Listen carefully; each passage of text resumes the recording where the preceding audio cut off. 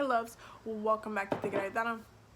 My name is Abby and today we are going to be doing another Patreon voted a weekly video that they voted on this video. If you want to see how I did my makeup, that video is going to come after this because I just finished filming the workshop on clairvoyance one-on-one for the Patreon, so that's getting posted next. So this is basically gonna be the video after that, and then it's gonna be the get ready with me video, which we go over a very controversial topic within the spiritual community. Anyway, so getting started on the topic at hand, the Patreon voted on love healing for this week's weekly video poll. And I wasn't really surprised that this one won because, you know, we getting into Valentine's Day. You know, it's getting close to the source. And really quickly, I do want to kind of mention something that I think is really kind of interesting about Valentine's Day. Because if you think about it, Valentine's Day, as much as some people hate it, some people love it, Valentine's Day, it's important to kind of pay attention to socially, collectively, where holidays fall in, okay? Because it gives you a little bit of a hint of the energy of, on an astrological level, of what's going on with the signs. And I always thought it was hilarious that the day of love falls on the sign of Aquarius, because Aquarius is like the most socially eclectic sign. And it's not like it's not on a Taurus, it's not on a Libra, it's not on a Leo, it's not on a Cancer, it's not on any of the signs that are like a little bit, you know, like let me love you type of things. It's on Aquarius, and it's just like, you know, you be sleeping on love with Aquarius. But I do want to mention, for those people who are very much like, I hate like Valentine's Day and all this stuff, and why do we have to pick one day, I love you every day and all that. My girlfriend is one of these people. She'd be like, I love you every day. Why do I have to celebrate it on one day? I love you every single day, and that's it. Which is cute, and I love it and everything. And side note, we're actually gonna end up celebrating our anniversary, which is on the 17th, on Valentine's Day, because she couldn't get the 17th off. So yeah. I just thought it was funny. But we're not calling it, she's not calling it Valentine's Day, she's calling it our anniversary. So she's still not celebrating it. Anyway, it's okay. I'm doing it in my head a little bit. But I think it's important to kind of note that I feel like the reason Valentine's Day falls on the Aquarius season, because if you look at Capricorn, you got Christmas. If you look at like Sag, you have like that Thanksgiving thing. If you look at like Halloween, you got Scorpio, because you know they're about to have that holiday. But it's important to kind of look at those holidays and be like, oh wow, that's kind of interesting where it falls. But Valentine's Day with Aquarius, the reason why I think it's a beautiful thing that it falls in Aquarius is because Aquarius is all about like society and upgrading society and how we kind of do things as a collective. And basically it's a celebration of collectively of love. So it's very much an Aquarius holiday. If you think about it, it's just a celebration of love collectively. We're all collectively coming together to highlight something that is important to us, even though some people, y'all need to be doing more regularly. And some people do more regularly and don't care for doing it on one specific day, but it just brings that moment, that grasp, okay? It kind of helps you maintain that moment within the collective. It's just like, hey, I know y'all all out here loving each other, maybe some people don't, whatever, but let's just focus on one day, let it be love. You know what, do you get what I'm saying? I think that's pretty cool. Anyway, so let's get started in love healing.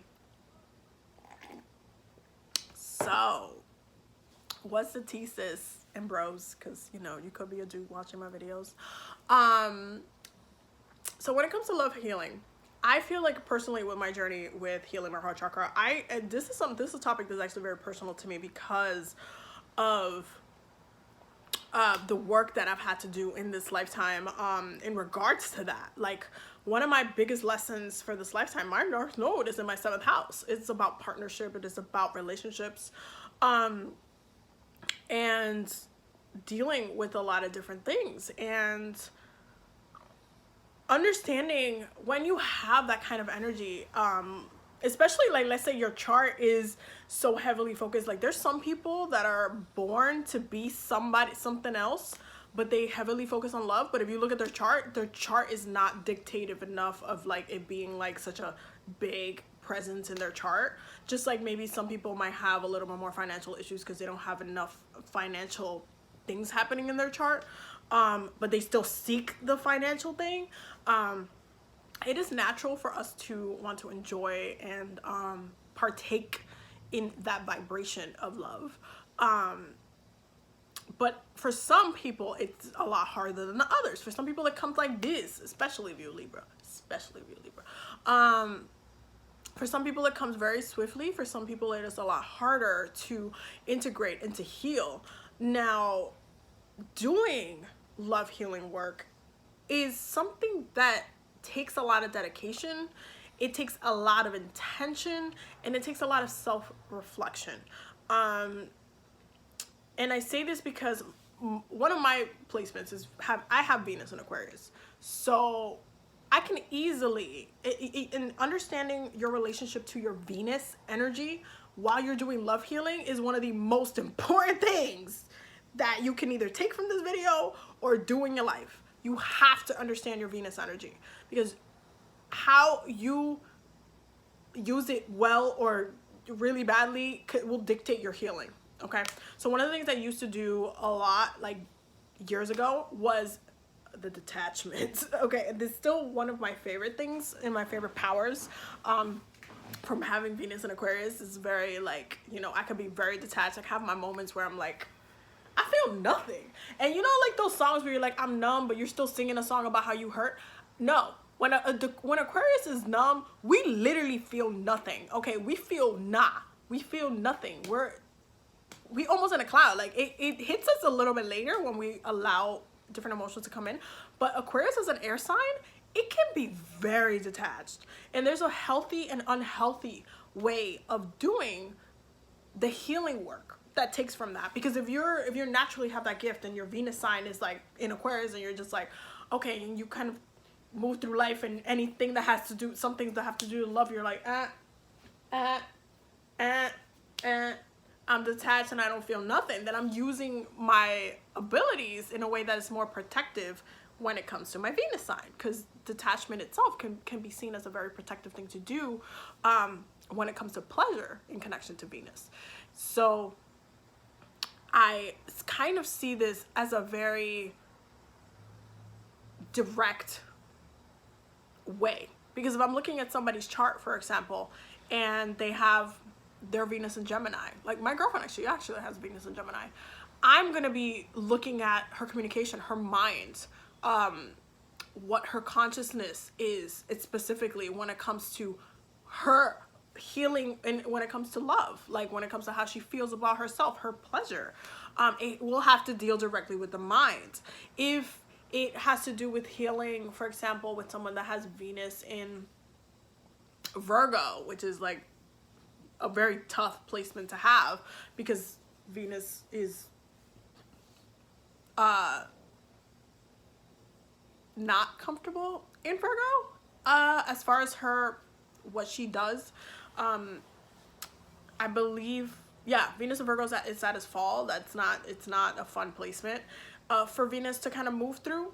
But if you have like Venus in Virgo and you're trying to like do like love healing, you have to look at that sign, look at Venus's energy and how you're using it in a positive or productive or like negative way. Like you really have to kind of like pick yourself apart, your habits and what you're doing. Like, are you kind of being very nitpicky? Are you, like, I've seen Venus and Virgo people really try to kind of perfect what it is that they want their relationships to look like. I also seen Venus and Virgo people completely just go ham and heal a lot of different issues that they've had, which is like probably one of the best ways to use that Venus and Virgo energy, because then Virgo rules healing. So you're actively coming into that space, you're using Venus, and you're like, you know what, instead of doing this whole pleasure thing, I'm gonna come in and heal all this trauma that I've had backed up from lifetimes. That's how I'm gonna use the energy in this lifetime, because you know what, I could take a pause in the love thing and maybe heal some of this trauma, and you know, I'll get it together. We can maybe do something later pleasure wise at a separate time period in my life in this lifetime, or maybe in a different lifetime, but in this lifetime I think I'm just going to be honest and do some healing work. And I've seen people do that with that have had Venus in Virgo, and it's really about being honest with yourself. When I had to kind of address my Venus and Aquarius energy, I was like, okay, well, I'm being a little bit too detached, and I wasn't using my full Venus and Aquarius abilities, because Venus will highlight that Aquarius energy and what Aquarius rules. Aquarius rules technology, it rules astrology, which is why I love astrology, and I've loved astrology since I was little. Since I discovered what it was, I would be like, I would be reading on it, I would be like studying it, like I just, you know, became obsessed with it. I always would ask people what their sign was. Like I'm that person. I am literally that person. But it's really about using the gifts that come from that sign and feeding the pleasure through that, because pleasure to you might not be the same, it might not look the same as pleasure to somebody else, and your heart healing and your love healing to you is not going to look the same to somebody else. So it's about really sitting yourself down and holding that mirror. You look at your Venus sign, you're like, okay, my Venus is in Taurus. What are my problems in love, in healing my heart? What is going on in this space? Let me be honest. And if I'm about to drag some of you Venus and Taurus peoples, y'all get in toxic relationships. Y'all don't like to leave your boos even though they're not meant for you. Yeah, listen, those are like the two most important things I could say to some of y'all, but it's true. It's really about holding a mirror to yourself, like, okay, what am I doing? How am I using this energy that is not benefiting me? How am I benefiting myself by being in a relationship that is toxic, that is not helping me? I'm not happy, I'm not feeling good, I feel like I don't like myself, I feel like I don't like them sometimes, like I don't know if I'm being better. How are you reflecting within yourself? You have to be your own therapist sometimes. And granted, my Gemini moon helps me with the therapy part.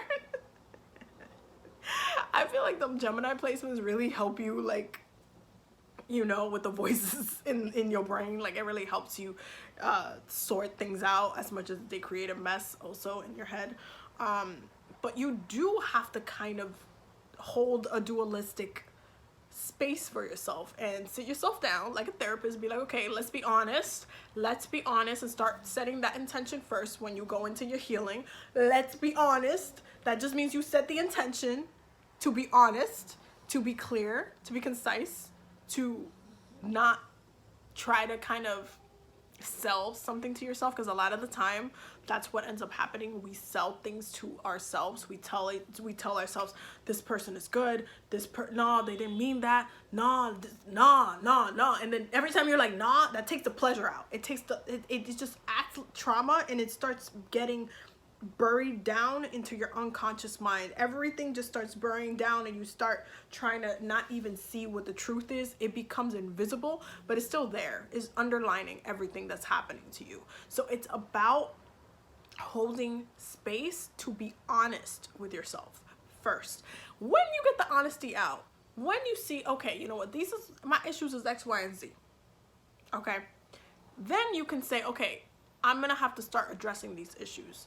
And this is something that I actually did when I was doing a lot of heart healing. A lot of my heart healing also had to do with like a lot of some of my soulmates that came in, because they did a lot, and I had to address and sort out a lot within myself to be like, I came out of it, I'm good, I know this, I know I got this, I got the lesson, which is the most important thing. I got the lesson, I know what I'm doing, I know where I'm going, I feel like I have more direction. And the second you integrate that message, sometimes it get really pushed out of your life. And sometimes they stay. It really depends on what's going on with both of your energies and if you can let them go, or you know what that looks like. um but it's about holding that space, pausing, and then reflecting, and then having an action towards how you're going to heal it. So one of the things that I did was I did a lot of crystal healing. I did a lot of heart chakra healing, a lot of heart healing, a lot of love healing. Within the past 4 years, I did a lot of it, and one of the ways I really got my heart chakra strong, clear, set, ready, but like it's, whoo, like my heart chakra be like, wah, it's open, like it's just like wah. And you want, when your chest feels really tight, your heart chakra is closed. You want it to be open, and this is when you have to do protection work, because when you're walking around with an open heart chakra, you will find yourself in really interesting situations. But you end up, that's kind of where you want to have it, because when you have an open heart chakra, you're carrying less trauma. Less trauma you're carrying, the more open your heart chakra is. Why? Because you heal a lot of trauma through your heart. This is where it, like, especially from lifetimes, this is where we heal from. I say this all the time when it comes to the Akashic Records. We heal through the heart space, because you carrying stuff in your chest. You walking around with, carrying stuff in your chest. In this lifetime, you're burying things down in your sacral space and your root chakra that are traumatic. But in past lifetimes, it's right here. Okay? So you want to make sure that you are actively working with different tools. Because I'm an earth sign, I completely gravitated towards crystals. Jade is my baby that I barely take this thing off. I've been doing a lot of money healing with this, which has been amazing, but I was using this baby to do a lot of heart healing for the past few years. And it was really about, because rose quartz, and I've mentioned this in other videos before, it was actually really hurting me to hold rose quartz for too long. And I know that sounds insane, because rose quartz is one of the best vibrations and all this stuff. Like, now I can hold it and I'm fine. But when I tell you, rose quartz was almost triggering to my Venus and Aquarius energy, because it was not, I don't know what it was about it, but it just felt like it was bringing up all of these different emotions that I had. And I was just like, I'm gonna put this away for a second. I'm gonna talk to you later. I'm gonna go over here, and then I'm just gonna, a jade is a lot more, I feel like it's a little bit more earthy for me, even though they all come from the earth, but it's a little bit more earthy for me, and it just feels more grounding in the way that I need it. Like, I just have a relationship with my jade. That's just pretty much what it is. But if rose quartz works for you, you can use rose quartz as well. I would use it in combination with some other crystals though, in order to assist that. But you want to use crystals that assist you in what the issue is, in what the healing aspect is that you're looking for. And crystals, ultimately, while you can use them for crystal healing and they can have an immediate effect on your body, a lot of the time when you're wearing them, they take a little bit longer to integrate their energy into your body, because for you to see a long-term result within yourself, they do take a little bit longer of a time, because they're earth energy. They're kind of grounding their energy within your own energy to assist you through life.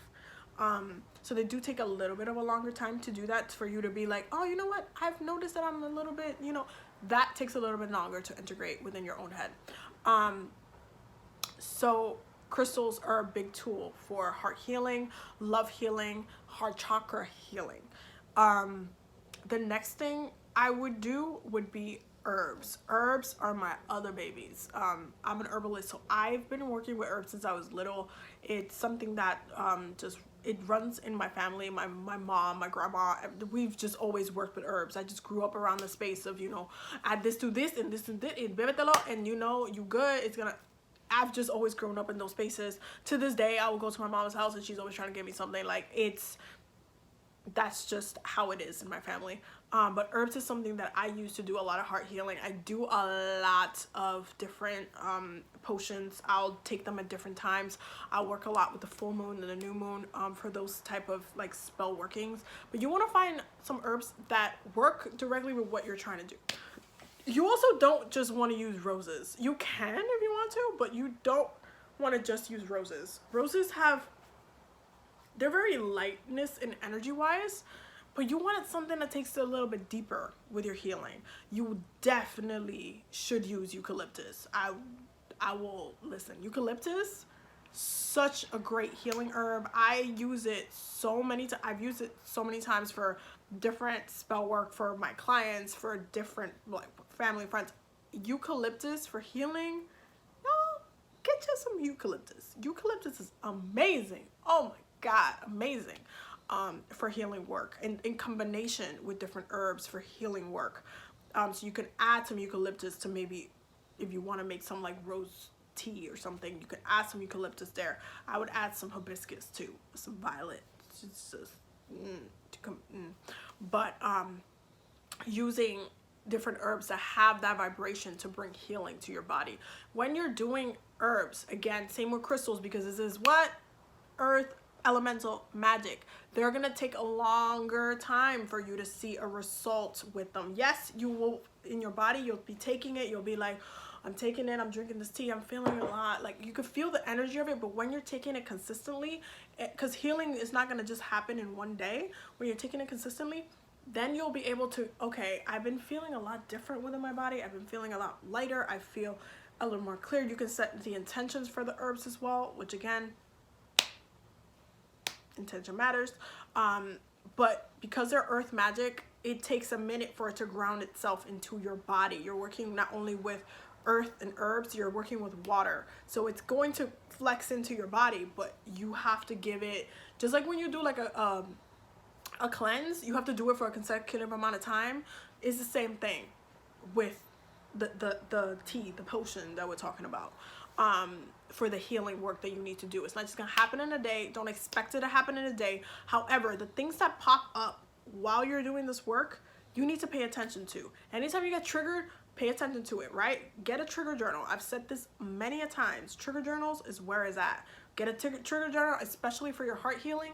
Start writing down, you know what, I got mad because this person, you know, they said maybe, I didn't look pretty, or this person I liked said I didn't look pretty, or maybe, you know, they were talking about somebody else, and the way they talked about that person, I wish they could talk about me like that, and I don't know why I felt like that. Like, start writing that down. All of these things that you're thinking, you're feeling, write it down, because that helps with your healing. It helps you target all of these things that you're writing down. That spell work that you need to do. Okay, that these are issues that need to be addressed. That spell work you need to do. That's other things that you need to be like, okay, you know what, mentally, in that moment, I had thought this, and you know what, it went against my own self-love, my own self-care. So let me do some self-love work, because I just addressed this bullet point in what I just wrote. So let me focus on that for the next couple of days. The moon's coming up. Let me just focus on that for that intention. You can then start doing your heart healing in combination with your work. So it's not just, you know, oh, I just want like the perfect partner and the perfect, like the visualization of the thing. No, do the internal work that you need to do so that you can be open to this type of stuff. That's the point. For some, if you need to do this in a more air level, then you might need to go to therapy, which helps as well. Communication, talking to somebody, getting out your feelings. Again, this is why trigger journals are important. Getting out your feelings, talking about how you feel, why you feel the way that you feel. It's also important because it helps you, it brings to your consciousness what is going on. So then again, you address it. Spiritual therapy is directly connected to you doing something about the issues you're bringing up. I'm gonna say that again.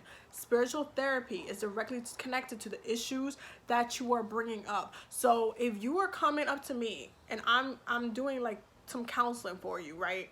And you're like, Abby, this is my issue, blah, blah, blah, blah, blah. I'm gonna directly be like, okay, well, I feel like you need to do this. Where in therapy, you know, you might get, you know, oh, take this pill, take you through whatever, try to see it this way, whatever. When it comes to as witches, as brujas, as spiritual walk-in people, as manifestors, we are actively trying to change our reality to what we want it to be and what we want it to look like. So you want to take all the stuff you're saying and put it to work. If this is the issue, address the issue, okay? Address it through your magic, address it to your spell work. You want to be better, put yourself to do the work so you could be better. That's ultimately the best way to do your healing work.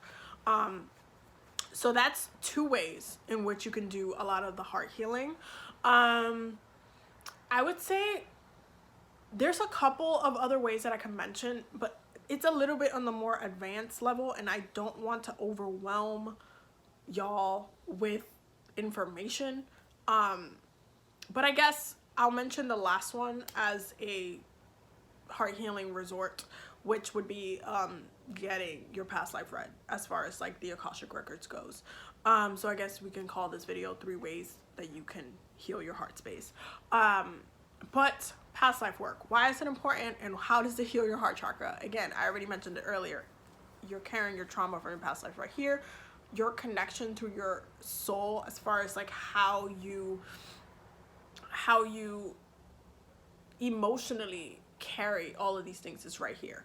So when you're doing work in the Akashic records, and you're addressing your past lives, and you're asking to be shown, like if you go up to the records and you're like, hey, can you guys show me why I have so much heart trauma, so much love trauma?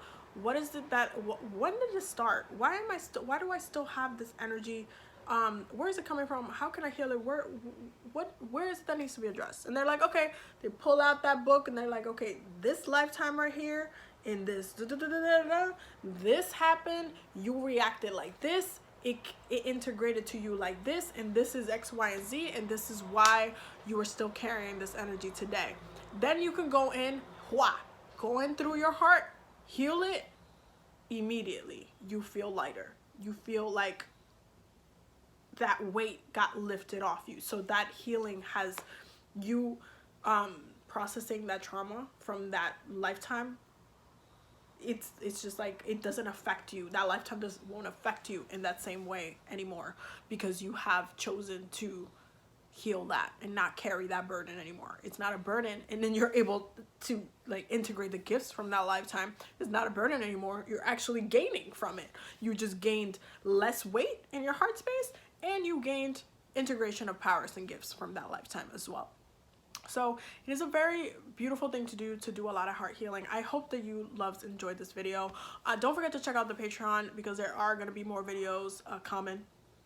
And the monthly community spell poll is going up tonight, so I'm really excited to see what everybody votes. What's the spell gonna be? What are we doing? Especially because I think I might have it a little bit, you know, romantical, maybe, because you know it's February, Aquarius season, Valentine's Day.